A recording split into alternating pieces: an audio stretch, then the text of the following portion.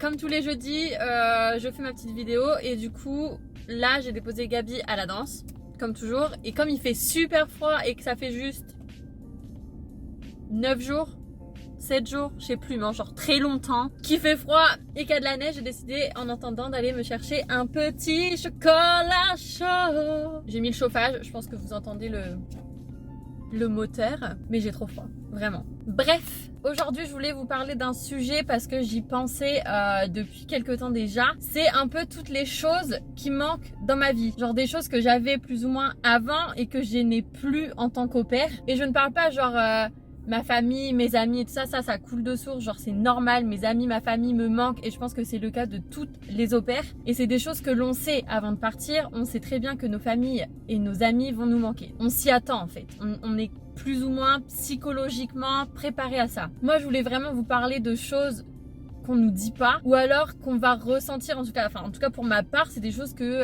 je m'y attendais pas à ressentir autant ou à le ressentir tout court. Donc j'ai trouvé 5 catégories de choses qui manquent à ma vie en tant qu'au pair. On y va. Du coup, la première chose, les gars, c'est mon indépendance. Oh là là, mon Dieu, mon indépendance de faire ce que je veux, quand je veux, à l'heure que je veux, manger ce que je veux, regarder ce que je veux. Ouais, ça manque de ouf. En gros, faut savoir que moi, quand j'ai quitté le lycée, les gars, j'ai pris mon indépendance entre guillemets, dans le sens où j'ai été étudier à Strasbourg, puis à Font-Romeu, et quand je suis finalement revenue à Reims pour finir mes études, j'ai pris un appart. Du coup, depuis que j'ai 17-18 ans, je suis indépendante. J'ai entre guillemets aucun compte à rendre à personne. J'ai fait le choix de partir en tant que fille au pair et je savais très bien que vivre dans une famille américaine, ça allait un peu me priver de cette indépendance que j'avais. Mais j'avais fait en sorte de choisir une famille qui me laissait faire ce que je voulais, où j'avais la voiture, même les week-ends, pendant mes temps libres, pré-Covid. Mais je faisais ce que je voulais. Si j'avais pas envie de manger avec eux, si j'avais envie de sortir, je le faisais. J'avais pas besoin de demander, j'avais pas besoin de me justifier de là où j'allais par les règles de maison à respecter ou évidemment si je décide de manger avec eux, évidemment je vais respecter leur horaire, évidemment je vais manger la même chose qu'eux, enfin ça va de soi. Donc c'était vraiment des petits bouts de cette indépendance que j'avais où je savais que c'était comment dire, c'était aussi ce que je recherchais, d'être dans une famille américaine et vivre à l'américaine. Donc c'était quelque chose que je m'étais préparée. Mais là les gars, avec cette histoire de Covid, je viens de postillonner, pardon, mais je suis trop vénère. À chaque fois je dois sortir, à chaque fois je dois demander, ou à chaque fois je me sens obligée en fait de me justifier de là où je vais ou de là où je ne vais pas en fait. J'ai pas envie de briser cette confiance que j'ai avec eux et j'ai pas envie qu'ils se demandent mais où est-ce qu'elle va, qu'est-ce qu'elle fait, est-ce qu'elle est Covid safe, et du coup je me sens obligée de dire bon bah là je vais dans un parc, oh bon bah là je vais voir tel ami, et genre c'est toujours la même amie. Je trouve ça un peu relou, j'ai l'impression que je suis repassée genre je suis une adolescente, genre j'ai 15 ans et je dois demander à papa maman si je suis autorisée à sortir. Wesh, non. Bref, ça c'était vraiment le truc auquel j'ai pensé cette semaine, c'était mon indépendance et je me suis dit avec ça, c'est un truc qui me manque, c'est un truc important et je voulais vraiment vous en parler et du coup je vais parler d'autres choses qui me manquent. Ce chocolat chaud, il me fait tellement de bien, genre, il est trop bon. Je viens de l'acheter dans un café à côté là, café européen. Donc c'est que du bon café, parce que ici le café il est dégueulasse les gars, entre nous. Ça peut faire partie d'un truc qui manque, le bon café. Bref, pour le coup j'ai pris un chocolat chaud.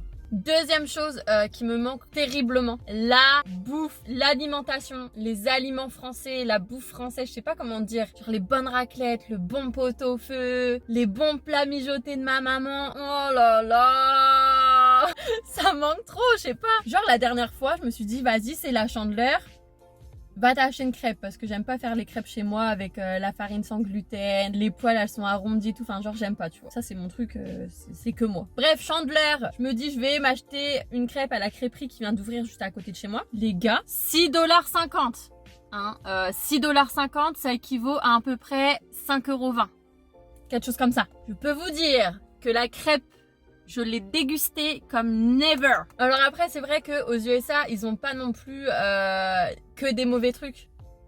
Ils ont des bons burgers. Je crois que c'est tout. Vraiment, je crois que c'est tout. Ils ont des bons burgers. Leur McDo, il est dégueulasse. Des bons plats français, genre pot-au-feu, Même juste des bonnes pâtes carbonara, les gars. Oh là là. Du saucisson. Oh, mais ça, j'avais oublié. Ils ont pas de saucisson. Enfin, moi, j'en ai jamais vu. Et j'ai pas envie de payer 15 € le petit saucisson. Tu vois le délire. Le chorizo ici, je le trouve immangeable. Genre, je l'aime pas du tout. Enfin, tout ça pour vous dire, genre, la bouffe, je sais pas, la bouffe, c'est pas la même ici. Genre, vraiment, même les ingrédients, même quand tu essayes de faire un gâteau, même quand tu essayes de faire un truc, je sais pas, je trouve que c'est pas pareil. Vraiment. C'est ouf. Pourtant, je sais pas, de la farine, c'est de la farine. Genre, du lait, c'est du lait. Mais je sais pas, ici, je trouve c'est différent, genre. Et ça, la bouffe française, ça me manque. Je voulais vous donner un petit conseil, les gars. C'est ce que ma maman, elle fait. Elle m'envoie des colis via Amazon, via World Food. Des colis de fromage, de baguettes et tout. Enfin, des choses que moi, je trouve ça hyper cher. Et genre, du coup, j'ai pas trop envie de dépenser mon argent là-dedans. Mais du coup, ma maman, bah, quand elle a envie de me faire plaisir, et ben, elle fait ça. Et franchement...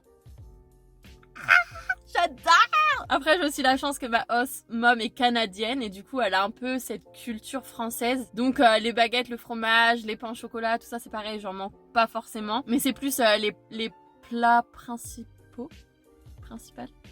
Genre un bon cassoulet, une bonne raclette, un beau pot-au-feu. Enfin, vous voyez quoi. Oh là là.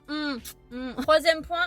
Le shopping en France. Même si aux USA c'est vrai, genre les marques, genre les grandes marques, genre Nike, Adidas, Abercrombie, enfin toutes ces grandes marques, en fait c'est marques un peu de luxe, enfin ce que je considère un peu de luxe. Ouais, c'est carrément moins cher ici, ouais ça vaut grave le coup. Mais moi avec mon budget d'au pair, même si c'est moins cher, ça reste cher. Je vais pas aller à Abercrombie tous les jours, vous voyez le délire. Et du coup ça manque un peu genre de Pimki, de Bershka, Stradivarius, Jennifer, enfin tous ces trucs là. Genre ici à Pittsburgh, en tout cas je sais pas comment c'est dans les autres villes, mais à Pittsburgh il y a que Forever 21 et H&M. C'est très limité en choix quoi. Mais le shopping français, ouais, un bon Bershka là.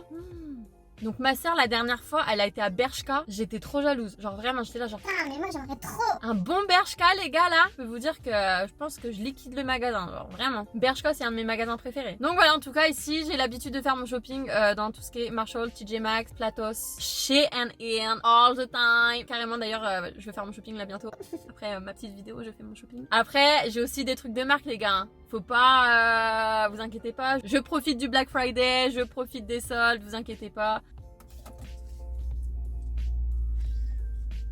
Quatrième truc qui me manque ici, les voitures manuelles. Ah non mais ça peut en choquer plus d'un que je dis ça, mais vraiment moi quand je conduis j'ai l'impression que je conduis pas, je déteste. Non c'est pas que je déteste, je pense que ça peut être agréable, mais franchement de passer ces vitesses là, de vraiment sentir la voiture, ça manque. J'ai rien à dire là-dessus en fait. Ici en Amérique il y a 99,9% des voitures qui sont en boîte automatique, mais conduire en automatique pour moi c'est pas vraiment conduire. Genre c'est bien quand t'es en longue distance et tout ça, mais par contre quand t'es en ville et tout, enfin je trouve que c'est mieux d'avoir la boîte manuelle. Je trouve que tu conduis pour du vrai en fait. Donc voilà, c'était le petit truc. Du coup, cinquième point les gars, c'est dater et rencontrer des Français. Ah je sais déjà que vous me dites Mais c'est pas possible, t'es française en Amérique, c'est hyper facile, tatati tatata. oui c'est vrai. Ah non mais alors là franchement, des fois, ça a des avantages. Ils vont venir te parler vraiment facilement et ils vont être intéressés par toi, par ta culture et tout. Et je dirais même que des fois, c'est un peu trop, en fait. C'est vraiment fake. Je sais pas trop comment l'expliquer, mais c'est en mode, je suis toujours obligée de me justifier que bah non, je ne suis pas parisienne, que oui, je connais Nice, mais c'est pas forcément la ville qui me fait rêver, quoi. Enfin, en France, il y a vraiment d'autres villes que je préfère que Nice.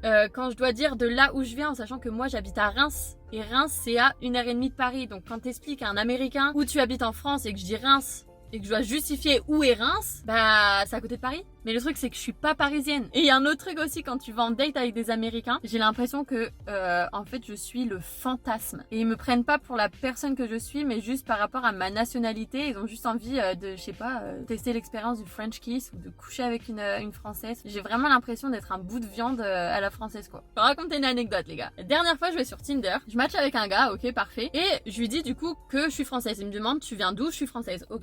Question suivante, hein, juste je suis française. Question suivante c'est est-ce que tu te rases? Mais c'est quoi ce genre de questions? Donc je me suis un petit peu vénère après le mec parce qu'il y avait des questions et un peu des clichés sur les Français qui sont un peu dégoûtants en mode on se lave pas parce qu'on a inventé le parfum donc du coup apparemment on se lave pas. Oui. Et là maintenant c'est apparemment on ne se rase pas non plus. Alors bon, chacun est libre de se raser ou pas de se raser, hein, en l'occurrence. Mais c'était plutôt dans le sens, genre après que je l'ai un petit peu genre agressé en mode va te faire foutre, genre c'est pas une question que tu poses, enfin genre c'est quoi le rapport? Et il m'a dit Non mais je pensais que les Françaises elles étaient un petit peu plus naturelles, plus nature.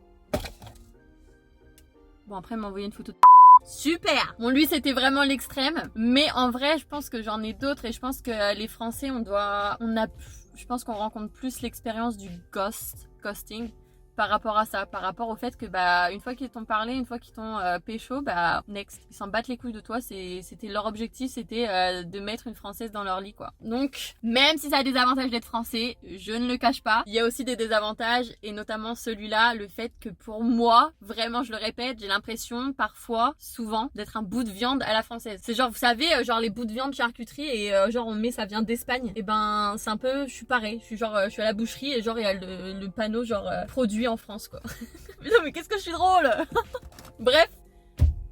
Bon voilà les gars, c'était les 5 petites choses qui me manquent dans ma vie d'au pair. Après, je vais pas vous le cacher, je le vis pas mal. Je le vis même plutôt bien. J'en suis pas malade, j'en pleure pas tous les jours pour ça, tout va bien. C'est vraiment des petites choses, c'est vraiment minime et je kiffe toujours autant ma life. Allez les gars, ciao.